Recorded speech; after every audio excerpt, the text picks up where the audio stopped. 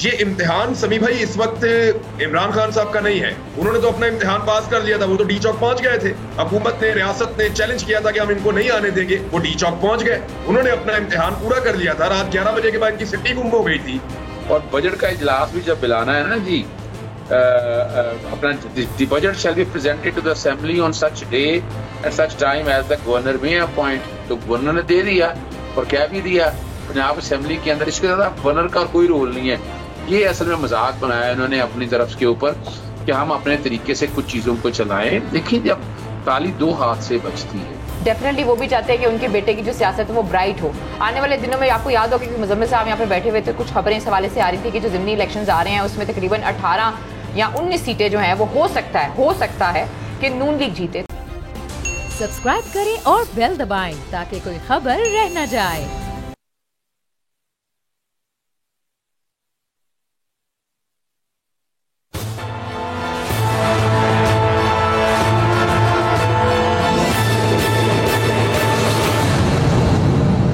अस्सलाम वालेकुम नाज़रीन, मैं आपका मेज़बान समीम रहीम और आप देख रहे हैं प्रोग्राम तजिया। मेरे साथ हैं अलीना इलियास, सदीक साजिद और इमरान रियाज साहब ने हमें ख़ुसूसी तौर पर ज्वाइन किया। आज थोड़े अर्से के लिए हैं, 10 मिनट के लिए हैं। मुझे पता है उन्होंने कहीं जाना है। मामला बहुत सारे हैं, लेकिन मैं इमरान बहुत बहुत शुक्रिया आपने ज्वाइन किया हमें। इमरान खान साहब ने आज ये बात कही है खावर घुमंद से बात करते हुए कि बहुत जल्द मैं सरप्राइज़ दूंगा और ये तासुर कि एहतजाज को मौखर कर दिया है या कोई हमारे रवैयों में नरमी है, ये गलत है। क्या आप कहेंगे, सरप्राइज़ क्या हो सकता है खान साहब की तरफ से? देखिए, मैं की आपको बात बता देता हूं कि कल पंजाब गवर्नमेंट ने या PMLN की वहां पे जो हुकूमत है उन्होंने ट्रैप करने की कोशिश की थी पाकिस्तान तहरीक इंसाफ को, और लालच वालच भी दिया कि आपके सारे मुकदमात खत्म हो जाते हैं, एक कमेटी बना लेते हैं, IG और चीफ सेक्रेटरी उस कमेटी के सामने आ जाएगा, आपके तहफ़्फ़ुज़ात दूर कर दिए जाएंगे। कुछ लोग इस ट्रैप में आ भी गए थे। फिर बड़ी शदीद मुज़ामत हुई और बड़ी शदीद मुखालफत हुई, और वहाँ से भी लोगों ने मुखालफत की कि इस हुकूमत के साथ कोई मुआहदा करने का मतलब ये है कि आप इसको लेजिटिमेट तस्लीम, यानी आप उसको तस्लीम कर रहे हैं, आप उसको मान रहे हैं कि ये हुकूमत जायज़ हुकूमत है, इसके साथ कोई मुआहदा किया जा सकता है। तो फिर फौरी तौर पे पाकिस्तान तहरीक इंसाफ जो है उन्होंने कहा ऐवान के अंदर आए, वहीं आपको मिल लेते हैं, और वो मामला आपके सामने अभी तक लटका हुआ है। ये है इमरान खान साहब की सियासत और उनका जो जज्बाती जो रवैया है, जो पहले दिन से अब तक हम देख रहे हैं, वो वहीं पर खड़े हैं और वहां से हिलने के लिए तैयार नहीं है। देखिए, ये इमरान खान से बड़ा इम्तिहान, चैलेंज तो इमरान खान को ये किया था ना कि आप डी चौक में नहीं आ सकते, और इससे पहले जब जब रियासत ने खुलकर चैलेंज किया, कोई डी चौक में वाकई नहीं पहुंच सका। यानी जितनी रियासती ताकत इस्तेमाल की गई, परवेज खटक को नहीं आने दिया था एक दफा इन्होंने। ये जब किसी को रोकना चाहते हैं तो नहीं पहुंचने देते। रियासत की पूरी ताकत थी, रियासती इदारों की भी ताकत थी, ताकतवर हल्के सारे हुकूमत के साथ थे।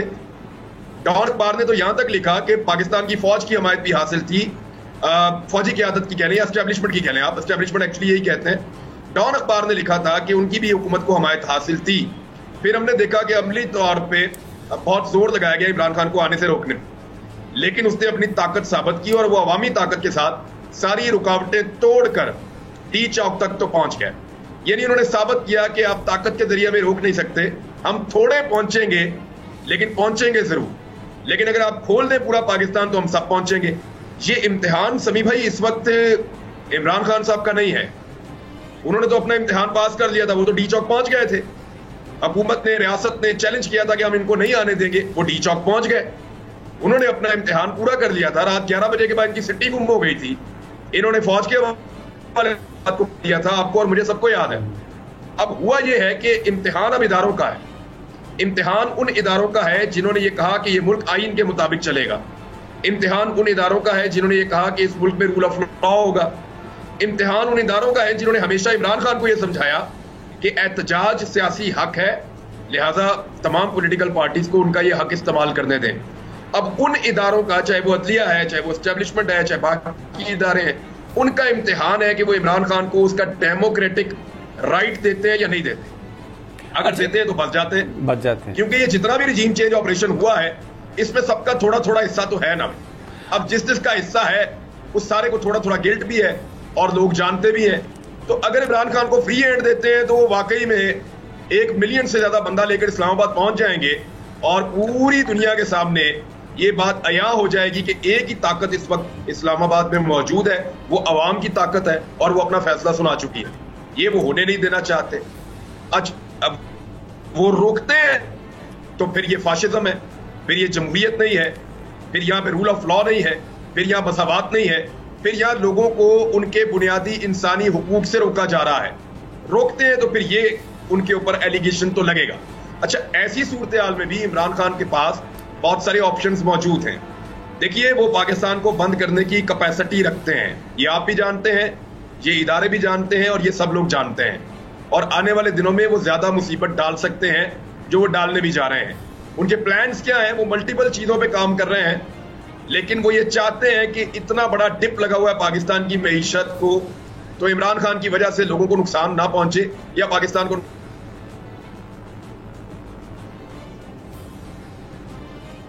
सपोर्ट करके इसको ले जाना चाहेंगे वहां तक जहां तक पाकिस्तान तहरीक इंसाफ जैसी एक बड़ी जमात को मुकम्मल तौर पे दीवार के साथ लगाया जाए, तो फिर इमरान खान साहब वो भी करने पर और कहने पर मजबूर होंगे जो वो कर भी नहीं रहे और कह भी नहीं रहे। अच्छा इमरान, एक बात बड़ी अहम है, मुझे पता है आपने जाना है, बट एक सिर्फ और यही सवाल करूंगा आपसे। बिल्कुल आपने जो मंजरकशी की वो ठीक है, रियासत के अपने मसाइल हैं, इमरान खान साहब की अपनी सियासत है, लेकिन इस बीच में जो पाकिस्तान के लोग हैं वो एक ऐसी चक्की में पिस रहे हैं, चीज़ों की कीमतों में बेपनाह इजाफा हो रहा है, कोई उनका पुरसान हाल नहीं है। हम वज़रा को देखते हैं, इंतहाई गैर संजीदा रवैया, अता तारड़ जैसा आदमी बेहुदा निशानात बना रहा है, बेहुदा हरकत कर रहा है। मिफ्ता इस्माइल जैसा वज़ीर ख़जाना, गालियाँ उसके मुँह से निकल रही हैं। फ्रस्ट्रेशन इतनी ज़्यादा है कि अब ये कहा जा रहा है कि गवर्नर पंजाब से ये कहा जाए कि वो स्पीकर मौजूद है लेकिन इजलास कहीं और कर लिया जाए। अवाम के जो मसाइल हैं, जो अवामी मसाइल हैं, वो किसी तरह हल होते हुए नज़र नहीं आ रहे, मसाइब में कमी नहीं नज़र आ रही, और हुकूमत जो है वो एक से एक बढ़ के गैर आइनी काम कर रही है, लेकिन कोई उसकी रोकथाम नहीं है। ये सिचुएशन किस तरफ लेके जा रही है?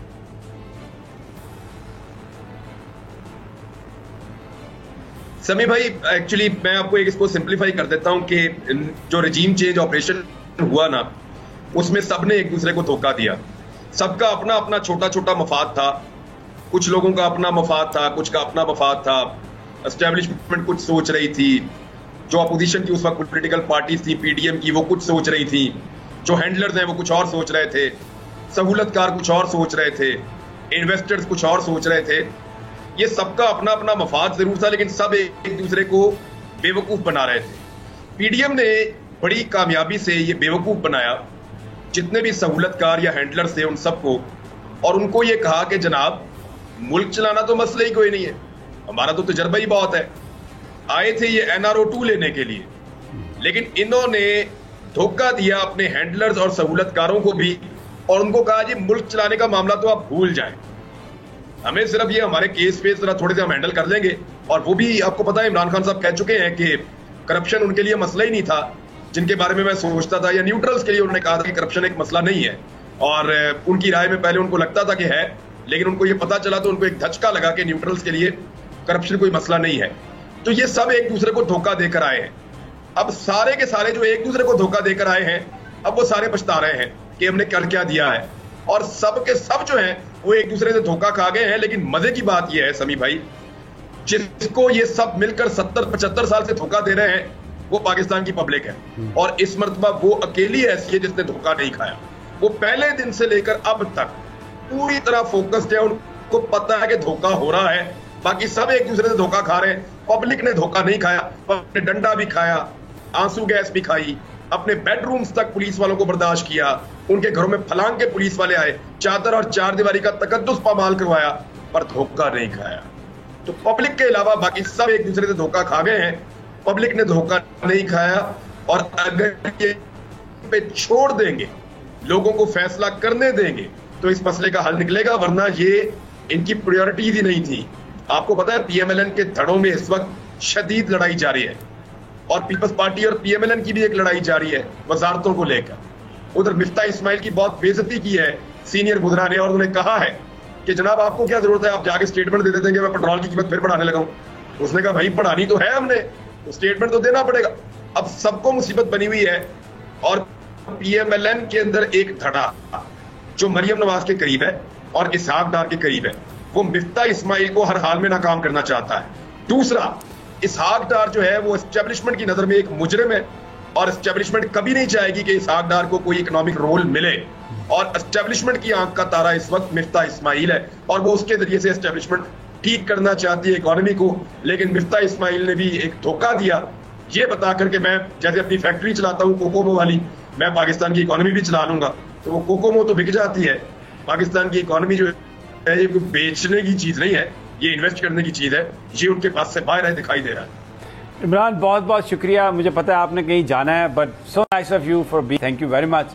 और जो उन्होंने बात कही है कि इस वक्त हर कोई एक दूसरे को धोखा देने में मसरूफ़ है, लेकिन जो बड़ी बेहुदा हरकत की अता तारड़ ने, जिस तरीके से उन्होंने एक हाथ में आईने पाकिस्तान है और दूसरे वो ऐसा इशारा बना रहे हैं, और फिर उसके बाद ट्वीट कर दिया उन्होंने कि मैं शर्मिंदा हूँ, और मिफ्ता इस्माइल जो हैं वो अपने मुंह से उनके गालियाँ निकल रही हैं, वफाकी वज़ीर हैं, और एक अजीब एक फ्रस्ट्रेशन है।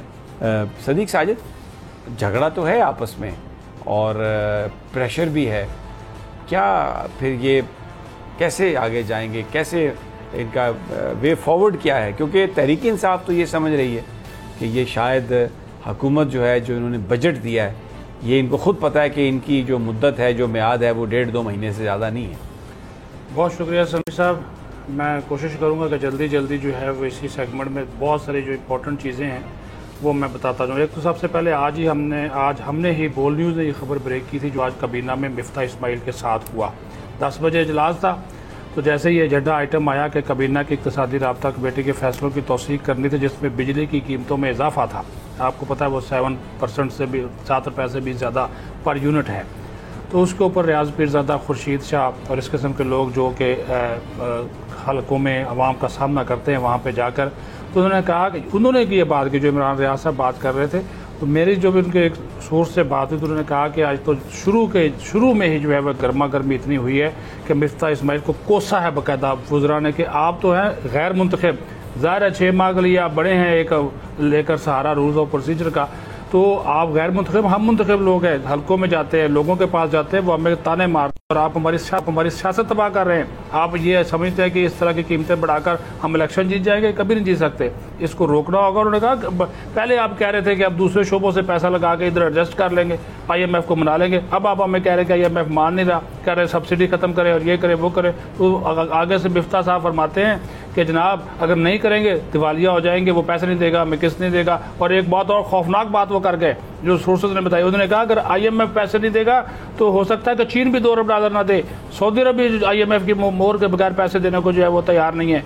तो उसके ऊपर वज़ीर आज़म अब दोनों तरफ खेले, विकेट के दोनों तरफ। उन्होंने कहा मेरा दिल दुखता है, वो जिस तरह कोई जुमले होते हैं, दिल बड़ा दुखता, हाँ दिल बड़ा दुखता, मैं दुखी हूँ, रोज मेहनत करूंगा, हाँ मैं दुखी हूँ, मैं उदास हूँ, लेकिन क्या करूँ, मजबूर है क्या करे, वो नहीं इकानमी शेयर भी खड़ा होगा कोई ना कोई कुछ, तो जी वो लगे होते हैं। तो वो वुज़रा बिल्कुल इस पे तैयार नहीं थे और उन्होंने अच्छा खासा उन्होंने कहा कि प्राइम मिनिस्टर साहब किसी और मत से पैसा निकालें, ये अगर आप अभी ये कह रहे थे आज उन्होंने कहा हमें कि 20 रुपये बनाना पड़ेगी पेट्रोल और 50 रुपये अब डीजल महंगा कर रहा है, उन्होंने कहा आप करके देख लो, उसके बाद जो फिर हशर होगा, आप यहाँ से निकल नहीं सकते लोग, ये सच्ची बातें हैं। आप तो जाकर लग जाएंगे अपने काम में किसी में, लेकिन हम क्या करेंगे, ना हम इलेक्शन जीत सकते हैं ना हम दूसरी तरफ जा सकते हैं। आप दूसरे पहलू की तरफ आ जाए, एक अजीबोगरीब लड़ाई जारी है।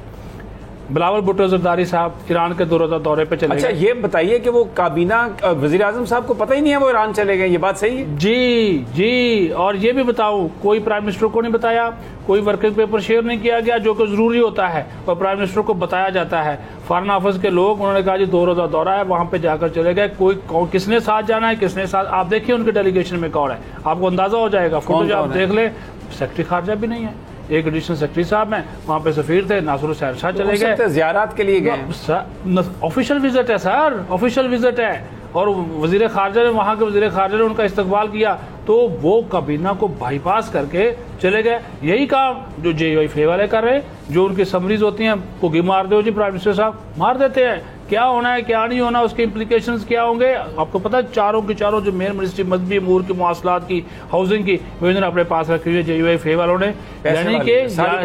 यानी कि प्राइम मिनिस्टर को बाईपास किया जा रहा है सारे कामों पे, आगे आ जाएं। नून और शीन का एक मामला सीरियसली उठी हुई है वहाँ पे बात। शाहिद खाकान अब्बासी वो वजारत जाकर तवाराई की वजारत है, उसमें जाकर ब्रीफिंग लेते हैं। मुसद्दक मलक खुरम दस्तगीर सरापा एहतजाज है कि भाईजान अगर इन्होंने सारा कुछ चलाना है तो फिर हमें क्यों बिठाया है। शाहिद खाकान अब्बासी साहब फरमाते हैं प्राइम मिनिस्टर साहब का, नवाज शरीफ साहब का ऑर्डर है लंदन से कि मैं ये मामला देखूँ, मैं तो वैसे आकर बैठता हूँ। जवेद लतीफ़ का देख लें, नवाज शरीफ ग्रुप के, मरियम नवाज ग्रुप के, 1 महीने से ज़्यादा हो गया, उनको पोर्टफोलियो नहीं दिया।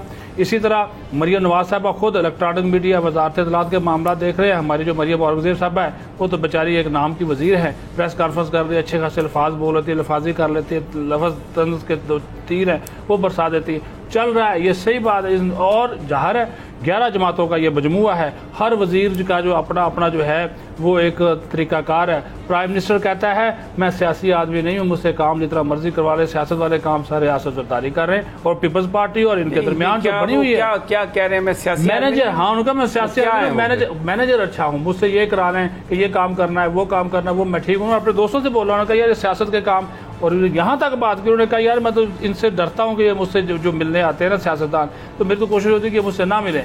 ये मेरी जॉब नहीं है, मेरी जॉब है कि मैं काम करूँ, इंतजामी काम करूँ, सरकारी जो महकमे हैं उनको मैं ठीक करूँ, ये मेरी काम। और वो कह रहे हैं तो सारी वापस ले लो या फिर ये वजारत हमें दो, और आपको पता चलेगा। मैं सिर्फ एक मिसाल अगर दे दूँ ना यहाँ पे कि हो क्या रहा है कि पीपल्स पार्टी वाले वजीर क्या कर रहे हैं। समी साहब ये फिर बातें शुरू कर देते हैं कि जनाब करें ना, बताएं ना, लोग सुनना चाह रहे हैं। मैं ये जो बेनजीर इनकम सपोर्ट प्रोग्राम है 300 अरब रुपए से ज्यादा का ये इसे जो फंडिंग है, 1 करोड़ 40 को कहते हैं कि हम देंगे, 60 लाख को और शामिल करेंगे, चेक करेंगे 60 लाख कौन है, लोग कौन है, क्या ये वोट बैंक नहीं बढ़ाया जा रहा वहाँ पे पीपल्स पार्टी के अंदर। क्या ये बात दुरुस्त नहीं है कि बैतुल माल की 3 गाड़ियाँ जो है शाजिया मरी साहबा ने ले ली हैं वहाँ से, और इसके अलावा और वहाँ पे जो सरकारी गाड़ियाँ बिजनेस के सपोर्ट प्रोग्राम की सेक्रेटरी मुझे पसंद नहीं है, फलां पसंद नहीं है, सायरा बानो वो चेयरपर्सन है इसकी इंसदाद गुरबत कमेटी की, उसने जब मीटिंग बुलाई इन सारे इशूज़ के ऊपर क्या कर हमें बेस के ऊपर ब्रीफिंग दे, शाजिया मरी ने वो मीटिंग मनसूख करवा दी कि आपकी जरूरत कैसे हुई मीटिंग बुलाने की। आप मुझसे पूछे बगैर कैसे मीटिंग बुला सकती है, हालांकि स्पीकर को अगर लिख कर दे दिया जाए तो मीटिंग बुलाई जा सकती है ताकि सच सामने ना आए। और ये मैं एक मिसाल दी है, जब इनके खाते खुलेंगे आप देखते जाइएगा होगा क्या कि ये इस तरह की चीज़ें जो हैं पूरी की पूरी एक हुकूमत मलगूबा है और हर एक की सिमत अपनी अपनी है। प्राइम मिनिस्टर साहब सिर्फ इस वजह से कबीना की मीटिंग बुला लेते हैं कि मेरे ऊपर इल्ज़ाम ना है, इज्तिमाई तौर पे जो है वो सारे के सारे जो है वो जिम्मेदार हूँ, लेकिन जिसने जो काम करना है समी साहब कर ही जा रहा है, ये मैं आपको बता दूँ। अच्छा, साबिर शाह साहब ने हमें ज्वाइन किया लाहौर से, बहुत शुक्रिया। इस वक्त हम पाकिस्तानी सियासत की बात कर रहे हैं और लाहौर में इस वक्त एक बड़ा अजीब हंगामा है पंजाब असम्बली में, और खबरें अब आ रही हैं कि हुकूमत ये पेश करेगी, समरी गवर्नर साहब को बताएगी कि जनाब ये स्पीकर साहब तो मान नहीं रहे और किसी होटल में इजलास बुला लें। अब पाकिस्तान का आइन और कानून इस बात की इजाज़त देता है कि स्पीकर मौजूद हैं, सेहतयाब हैं, अपने दफ्तर में हैं और ये किसी और जगह पर इजलास करें।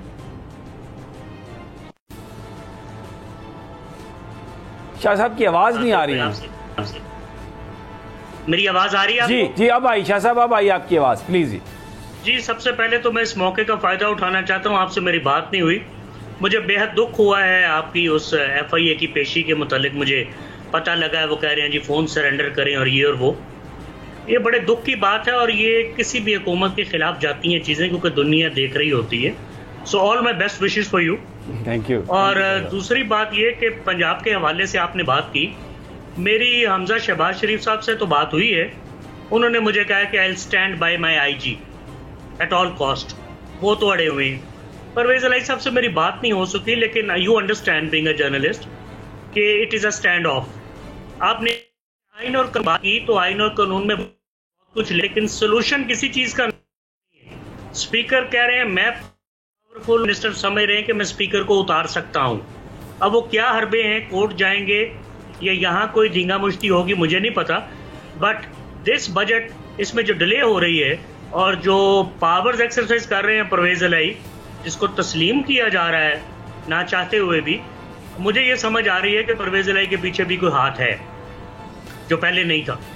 सो अब ये हाथ क्या है, ये इनविजिबल हाथ हैं एक्टिव हो चुके हैं, क्योंकि यहाँ बहुत ख़तरनाक स्टैंड ऑफ भी है और ये दुश्मनी भी है शरीफ की परवेज़ अलई वगैरह के साथ। परवेज़ अलई अपसेट हैं कि अपने से 33 साल छोटे एक साहब से वो हार गए इलेक्शन, जिस तरह भी हारे, बहरहाल उसे वो चीफ मिनिस्टर भी कह रहे हैं। उनके घर में बहुत झगड़ा है समी साहब, I am privy to the situation, बहुत ज़्यादा झगड़ा है। और यहाँ मैं ये आपको बताता चलूँ कि परवेज़ अलई साहब ये कहते हैं कि मेरे पास, जो लोगों ने बताया कि कई इख्तियारात हैं, मैं इजलास को फर्दर डिले कर सकता हूँ जब तक हमारी बात ना मानी जाए।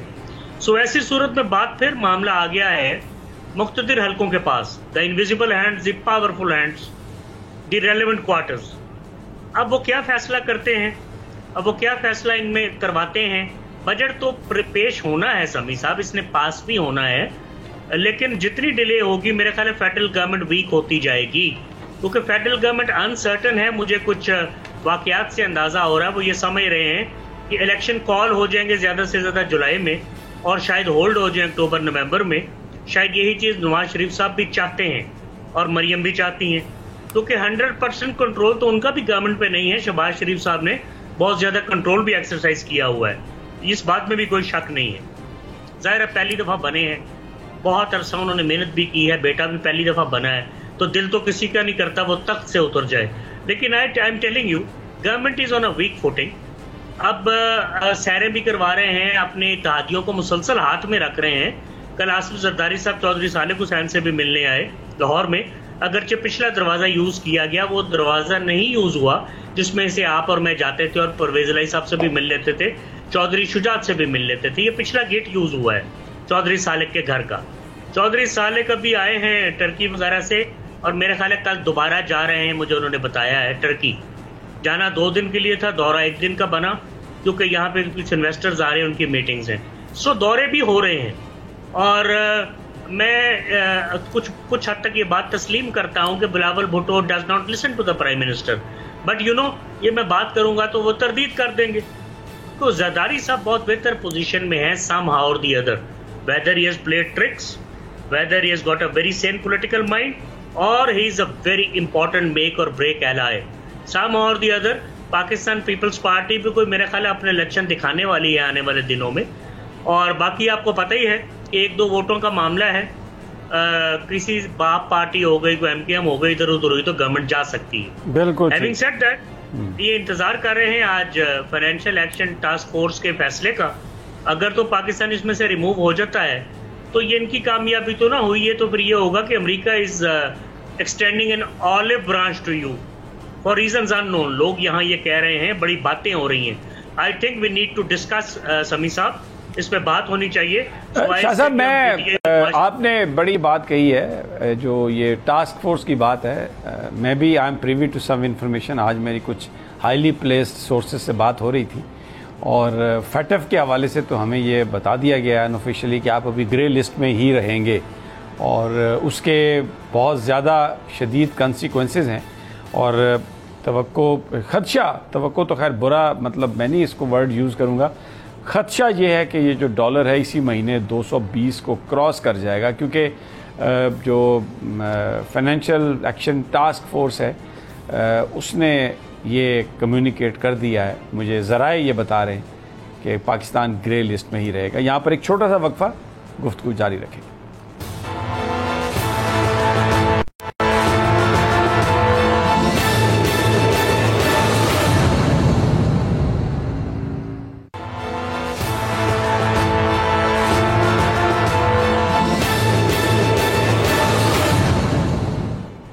वेलकम बैक नाज़रीन।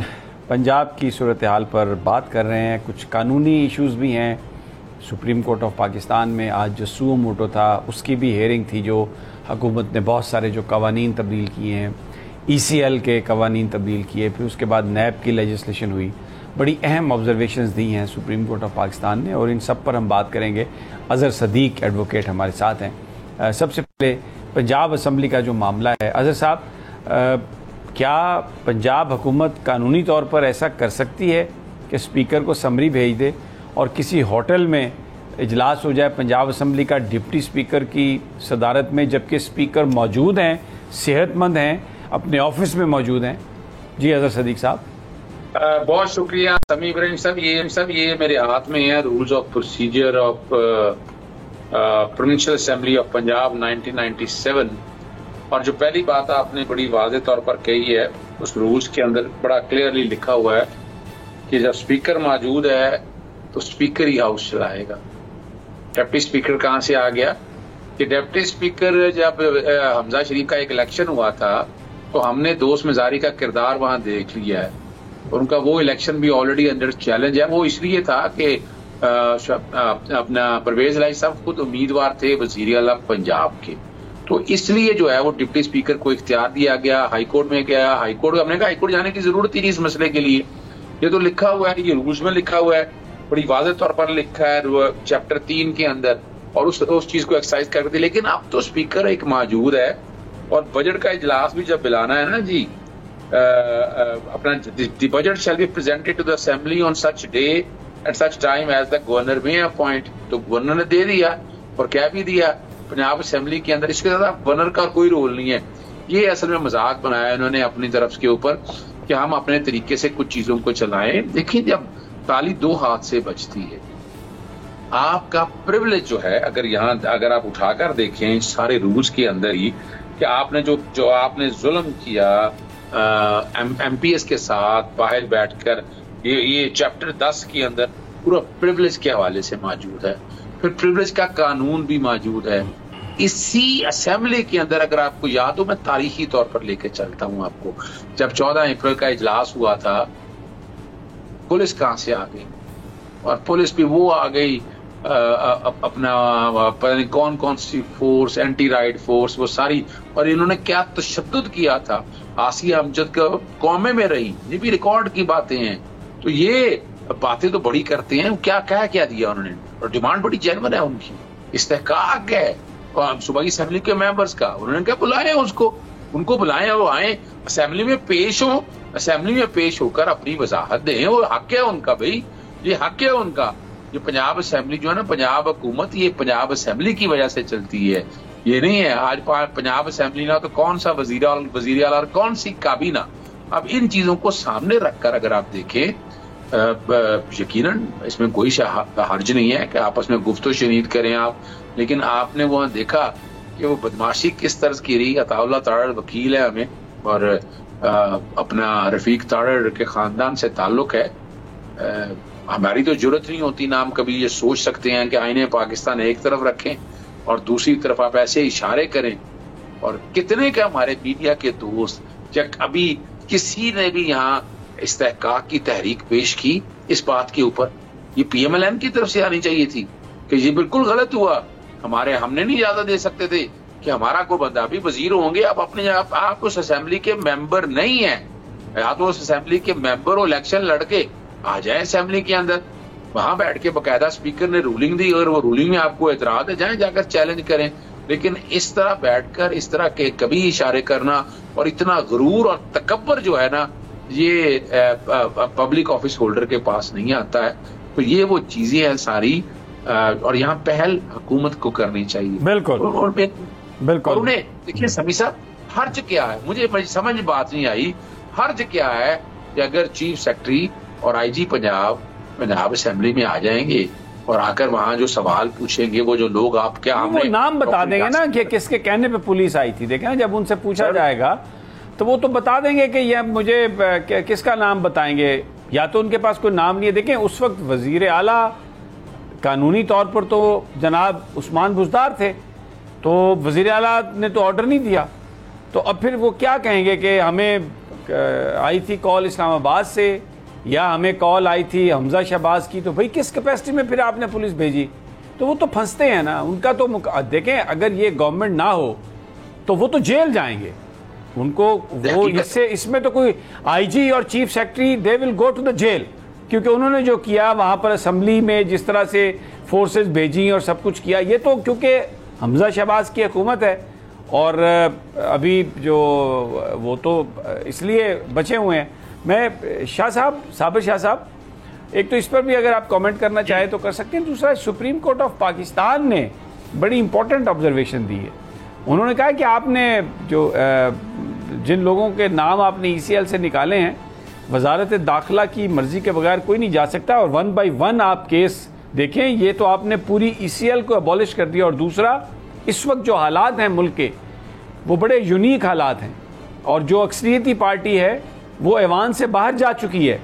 तो आप इस सूरत हाल का फ़ायदा उठाते हुए अगर कोई ऐसी कानून साजी करेंगे जिससे बेनिफिट आपको होगा, तो सुप्रीम कोर्ट उस पर नज़र रखे हुए है, और ये बात, इसकी इजाज़त सुप्रीम कोर्ट नहीं देगी।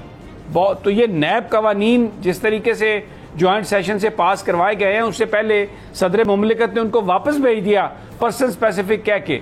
तो लग रहा है कि सुप्रीम कोर्ट इसको टेकअप करेगी और सुप्रीम कोर्ट इन कवानीन को ख़त्म करेगी। समी साहब, गुजारिश ये है कि desperate times warrant desperate measures, ये एक कॉल है, मुहावरा कह लें। सुप्रीम कोर्ट इंतहाई काबिल इज्जत है, चीज़ों को टेकअप भी करती है, लेकिन जितनी डिले हो रही है कोर्ट डिसीजंस के अंदर, मैं खुदा न खासा जजेस को ब्लेम नहीं कर रहा, वो हम अफोर्ड नहीं ना करते। असेंबलीज में तो फैसला हो ही नहीं रहा। स्पीकर प्राइम मिनिस्टर को नहीं मान रहा, स्पीकर चीफ मिनिस्टर को नहीं मान रहा, चीफ मिनिस्टर स्पीकर को नहीं मान रहा, कोई अवान छोड़ के चला जाता है, कोई अवान में इशारे करता है, तो फैसला कौन करेगा? कोर्ट्स नहीं करना है ना। तो फैसले तो रोजमर्रा की बुनियादों पे आएंगे तो मसला हल होगा कि भाई आप चीफ मिनिस्टर हैं, आप नहीं हैं, आप स्पीकर हैं, आप नहीं हैं, कल आप बजट पेश कीजिए, हमें रिपोर्ट कीजिए, परसों आप बजट पास कीजिए, हमें रिपोर्ट कीजिए, या बजट ना पास हो, मतलब प्रोसेस चलना चाहिए। मैं थोड़ा आपको यहाँ पर देखें, जो हाउस के अंदर की जो कार्रवाई है, जो हमारी अंडरस्टैंडिंग है, जो हमने आइन देखा है, जो दुनिया में प्रैक्टिसेस हैं, किसी को इख्तियार नहीं है कि वो हाउस के अंदर होने वाली जो कार्रवाई है उसको किसी अदालत में वो डिस्कस कर सके। लेकिन क्योंकि पाकिस्तान में तो बहुत कुछ हो रहा है, और मैं कोई बात करके किसी नए कज़िये में नहीं पढ़ना चाहता। ऑलरेडी कुछ लोग, कुछ ताकतें यूट्यूब चैनल बंद कराना चाहती हैं, कुछ गिरफ्तार करना चाहती हैं, कुछ हमें सबक सिखाना चाहती हैं। तो हमें तो रिलीफ अदालतों से ही मिलना है, इसलिए मैं खुदा न खास्ता मैं कोई ऐसी बात नहीं करना चाहता। लेकिन मुझे बताएं कि क्या कभी बरतानिया की पार्लियामेंट में कुछ हुआ हो और कोई एक्शन, उनकी जो प्रोसीडिंग्स हैं, क्या उसके बारे में कोर्ट जो है वो कोई फैसला कर सकती है? अच्छा, आपने बरतानिया का जिक्र किया, तो हम फॉलो तो बरतानिया के तरीकों को ही करते हैं, उन्हीं लॉज को। वहाँ भी बाई कैमरल लेजिस्लेटिव सिस्टम है, एक national assembly, house of Commons, एक हाउस ऑफ लॉर्ड्स है। अब बरतानिया की मिसाल यहाँ फिट इसलिए नहीं हो रही कि 2009 तक हाउस ऑफ लॉर्ड्स, यानी उनकी सेनेट, सुप्रीम कोर्ट का काम करती रही है। बरतानिया का सुप्रीम कोर्ट तो बना ही 2009 में है। दूसरी बात, ये प्रेसिडेंट्स पे काम करते रहे, उनका तो आइन रिटर्न है ही नहीं। इजराइल का, न्यूजीलैंड का, इंग्लैंड का आइन रिटर्न नहीं है आपकी तरह, वो प्रेसिडेंट्स पे काम करते हैं। यहां से अंदाजा करें वो मुआशरे कितने आगे हैं। 1215 में जब मैग्ना कार्टा साइन हुआ, बादशाह के इख्तियारात की कमी की गई, लोगों ने शोर डाला, ये बादशाह और क्लर्जी यानी प्रीस्ट और बिशप सारे मिले हुए हैं। उसके बाद कई चीफ जस्टिस आए, ट्रेसिलियन जैसे, जिनको फांसी दी गई। फिर एक चीफ जस्टिस आया कुक, उसने बहुत आला फैसले किए और बादशाह को भी ललकारा और लताड़ा। वो बड़े प्रोसेस से गुजरे हैं, 600-700 साल के, 800 साल के। हाउस वेस्ट मिनिस्टर ये जो है कोई एक दिन में तो नहीं बना। तो क्या हम वैसे नॉर्म्स और वैसे मोरालिटी को डिस्प्ले कर सकते हैं? आपने देखा अभी प्राइम मिनिस्टर ऑफ ब्रिटेन, उनके जो पार्टी थी उन्होंने उसके खिलाफ वक्त में इत्माद किया, अगरचे वो सर्वाइव कर गए। कितनी महजब डिबेट हुई, मैंने तो देखी है, BBC पे भी, CNN पे भी उसके मैंने क्लिप्स देखे हैं। कितने महजब अंदाज में बातें हुई, मजाक भी था, ना कुर्सियां चली, ना इशारे हुए, ना गुफ्तगू हुई। और जब वो बच गए जॉनसन, तो फिर सबने कहा जी हाँ ये सर्वाइव कर गए। फिर किसी बात पे एग्री तो करते हैं ना, किसी बात पे समी साहब एग्री तो करते हैं। आपको एक बात बताओ, आपने बड़ी इंपॉर्टेंट बात कही, मुझे ब्रेक लेनी है, लेकिन मैं तो अल्लाह का शुक्र अदा करता हूँ कि अगर हमारे यहाँ भी अगर कॉन्स्टिट्यूशन लिखा हुआ ना होता तो पता नहीं क्या क्या कर दिया जाता कॉन्स्टिट्यूशन के नाम पर। शुक्र है अमल होता है या नहीं होता, लेकिन कुछ लिखा हुआ तो है ना। कोई साहब बसीरत आके अगर किसी ने गलत किया तो उस लिखे हुए की बदौलत कोई सही फैसला भी कर देगा। एक छोटा सा वक्फा और गुफ्तगू जारी रखते हैं।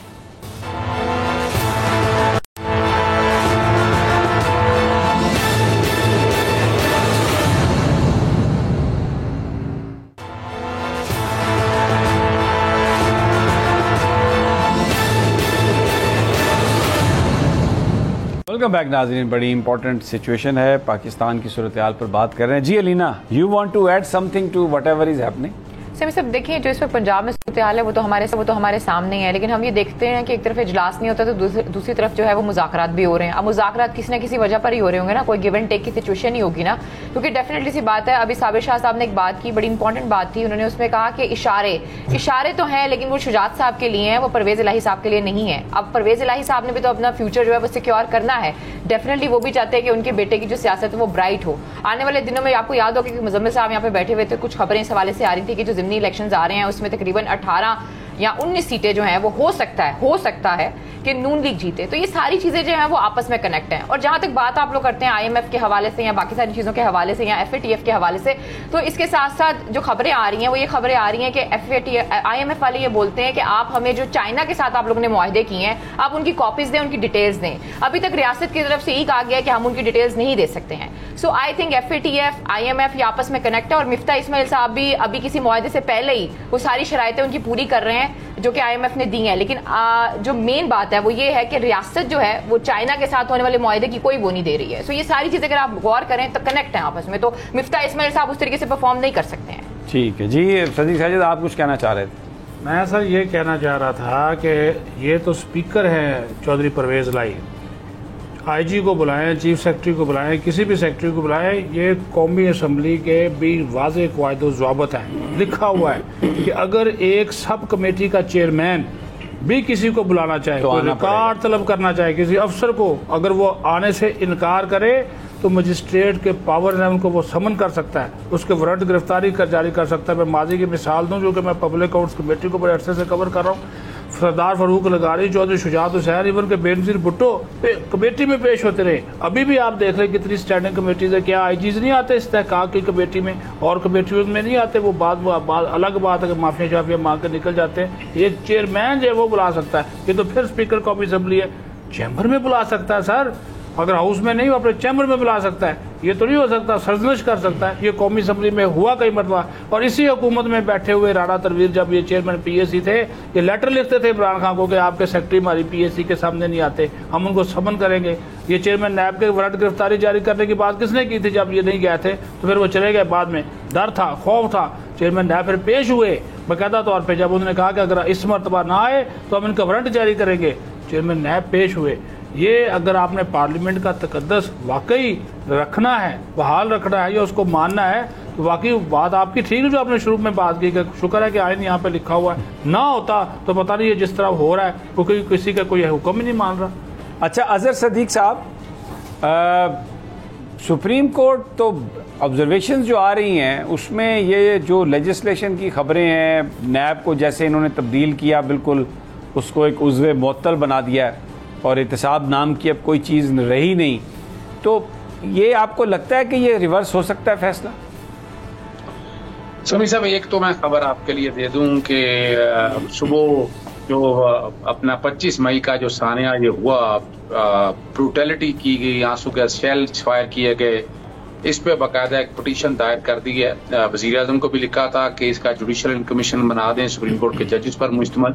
अल्टीमेटली जो है ये अब लाहौर हाई कोर्ट के अंदर इसकी समाअत है और उम्मीद है कि कोर्ट इसमें एक्टिवेट होगा। दूसरा बड़ा अहम इशू है आपका, अहम इशू ये है कि देखें UN कन्वेंशन ऑन करप्शन के तहत नैब ऑर्डिनेंस को रेगुलेट करना, इंटरनेशनल कन्वेंशन को सामने रख के ये जितनी प्रोविजन उन्होंने डाल दी, इन्होंने तो आम फौजदारी कानून बना दिया। फिर जरूरत क्या है नैब की? छोड़ देना फिर नैब को। फिर तो पाकिस्तान पीनल कोड की प्रोविजन आपके पास मौजूद है, उसी तरह डील करें। यही तो एक फर्क था नैब के कानून में और अपना ताज़ीरात पाकिस्तान और क्रिमिनल प्रोसीजर कोड, उसमें 8% कन्विक्शन रेट है जो पुलिस मुकदमा लेकर चलती है। FIM जो लेकर चलती है 8-10% है। एक सिर्फ वाहिद एंटी नार्कोटिक फोर्स है जिसमें राणा सनाउल्लाह अभी तक बचा हुआ है, फर्द जुर्म आयद नहीं होने दी, और नैब, ये इनका 68 से 70% तक कन्विक्शन रेट है। तो अब जो तरामीम जितनी भी है ना, कुछ अच्छी तरामीम भी हैं, लेकिन बुनियादी तौर पर उन तरामीम का मकसद कॉन्फ्लिक्ट, यानी जितने इन लोगों के खिलाफ केस बने हुए हैं, खास तौर पर नवाज शरीफ या शहबाज शरीफ खानदान, आसफ अली जरदारी, उसका इन्हें अल्टीमेट बेनिफिट होना है और उसका इतलाक इन्होंने माजी से कर दिया है कि जितने कानून है इसका इतलाक माजी से होगा, तो जितने केसेस हैं इस कानून के जरिए वो तो सारे रद्द करवाने की कोशिश हो रही है। मैं नहीं समझता इसमें वो 6 नुकाती एजेंडा है, ट्रांसफर पोस्टिंग करनी थी, इन्होंने बजट बदलना था, मेंबर इलेक्शन कमीशन 2 लगाने थे, लगा दी। ऑपरेशन रजीम चेंज की बातें मैं कर रहा हूं आपके सामने। चेयरमैन नैब भी इन्होंने तजवीज कर लिया हुआ है और वो भी इन्होंने लगा देना अपनी मर्जी के साथ ही। फिर आगे केयर टेकर सेटअप के लिए इन्होंने राजा रियाज को अपोजिशन लीडर बनाकर जो एजेंडा लेकर चल रहे हैं, और एजेंडा अब कोई कहे ना कहे जो मर्जी वजाहत देता रहे, ऑपरेशन रजीम चेंज साबित हो चुकी है। ये एजेंडा यानी इस कौम के सामने ट्रांसपेरेंसी नहीं रह गई, इस कौम के सामने ईमानदारी खत्म होकर रह गई है और तमाम इदारे इस वक्त खामोश हैं। और ये खतरनाक बात है कि जिन इदारों को जागना चाहिए वो सोए ना। अगर वो सोएंगे तो ये तो इंटरनल है, ये तो अभी आप याद रखिएगा, ये चीजें ब्लड शेड की तरफ लेके जा रही है। मेरे मुंह में खाक ये बात करते हुए कि यहाँ अनारकी इतनी हो जानी कि लोग अदालतों पे या इदारों पे थोड़ा करेंगे बात, वो कहेंगे लूट मार, वो भी कर रहे हैं, भी लूट मार करें। जब उनको कोई पूछने वाला नहीं तो हमें कोई पूछने वाला नहीं है। और इस पे बड़ा एक सीरियस इशू है और इस वक्त सबकी नजरें जो है ना वो सुप्रीम कोर्ट ऑफ पाकिस्तान पे है। बाकी किसी इदारे की तरफ ना लोगों को यानी कोई एतबार रह गया है, ना कोई ये समझ रहा है। आप लोगों के सामने है ना, मरियम औरंगजेब और एक अपना टीवी चैनल में बैठ के कह रही थी कि कोई इस तरह बातें करे इदारों के खिलाफ, उनके वो क्लिप चला दिए सारे, अपना और परवेज रशीद का चला दिया, मरियम का, नवाज शरीफ का, क्या क्या बातें नहीं, क्या क्या जुबान इस्तेमाल नहीं की उन लोगों ने। लेकिन आज फिर रहे हैं आपके सामने अपना हामिद मीर वगैरह, और दूसरी तरफ आप लोग हैं, समी इब्राहिम है, तो समी इब्राहिम पूरे पाकिस्तान में मुकदमे भुगता फिर है। वो किस बात के भाई, वो कोई थोड़ी बहुत बात अगर कर भी दी है तो हालात और वाकयात पे इतनी बर्दाश्त की हिम्मत होनी चाहिए हम सब के अंदर। फिर आपके सामने इमरान रियाज के साथ आप लोगों के सामने डॉक्टर मुईद पिजादा मैंने वहां देखा, फिर अरशद शरीफ के साथ पूरी उम्र आप लोगों की एक हक और सच पे, आप लोगों की जात पे पैसे और लिफाफे लेने का इल्जाम नहीं है। बता दें, साबित करते हैं कि आप लोगों के ऊपर इस तरह का कोई इल्जाम लगाओ। तुम आप लोगों ने तो असूलों की बात की है और ये तकलीफ बहुत है। कौम ऐसे कर्म में मुब्तला है, मैं सोच नहीं सकता।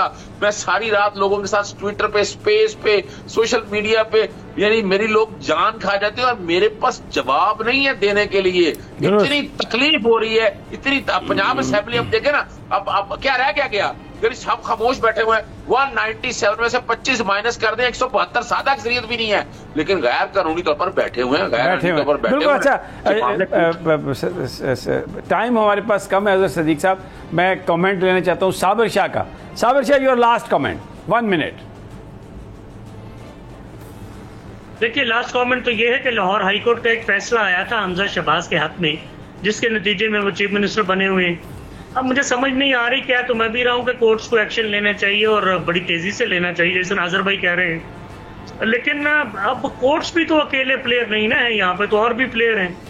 तो क्या सारे प्लेयर किसी एक पेज पे आ जाएंगे जल्दी से जल्दी और ये स्टैंड अप खत्म कराएंगे या नहीं आएंगे?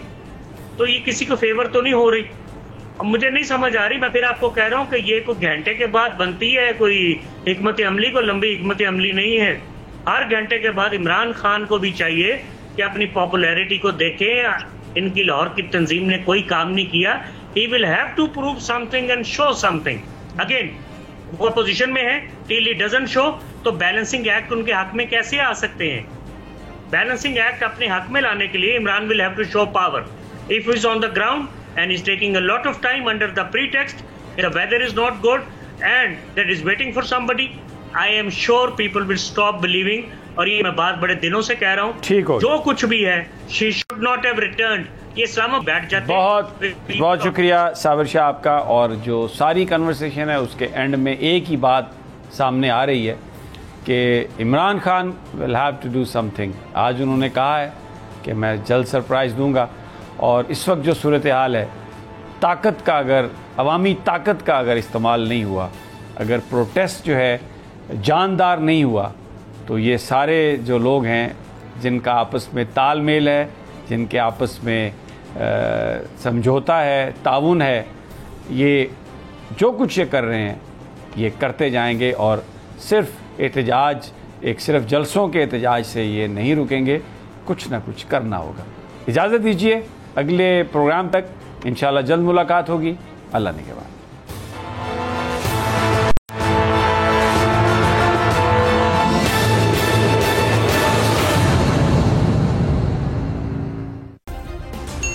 सब्सक्राइब करें और बेल दबाएं ताकि कोई खबर रह न जाए।